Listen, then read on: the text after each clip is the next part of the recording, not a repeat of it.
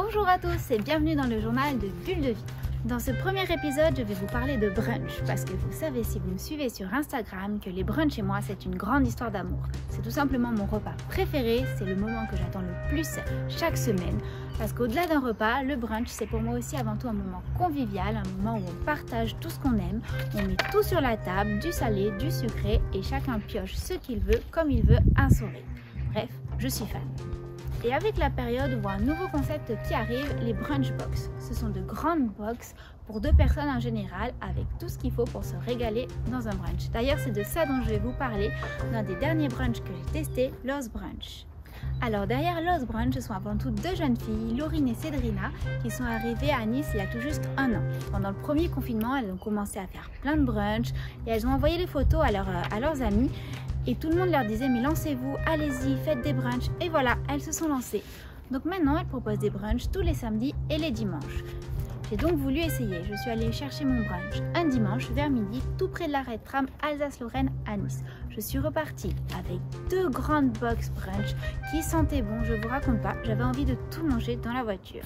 Au menu, des croissants, des pains au chocolat, des egg McMuffin, des bagels, des avocados au toast, des pancakes, des pains perdus, du granola. C'était vraiment la folie. Ce que j'aime faire dans un brunch, c'est commencer par un côté petit-déj. Là, j'avais de quoi faire avec mon croissant, mon pain au chocolat. Je me suis préparé un petit cappuccino pour accompagner le tout et c'était parfait. Ensuite, j'ai enchaîné avec le salé, un egg McMuffin tout moelleux avec un fromage coulant. Un avocado toast bien fait, d'ailleurs elles viennent de l'améliorer, elles mettent maintenant du vrai pain, j'aimerais bien goûter. Et ensuite, pour la dernière partie salée, un bagel au saumon, moelleux, léger, très bien fait, classique et bien réalisé. Et pour terminer, on passe au dessert.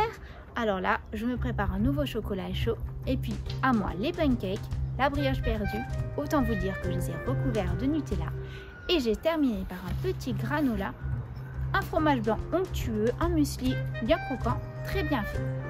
Verdict de Lost Brunch, une box à 40 €, on peut dire que côté qualité-prix, c'est imbattable. Je me suis régalée, les recettes sont bien faites, classiques, bien réalisées. La quantité est copieuse, j'ai trouvé qu'il y avait pile ce qu'il faut, ni trop, ni pas assez. Après attention, j'ai un bon estomac et je suis bien entraînée pour le brunch.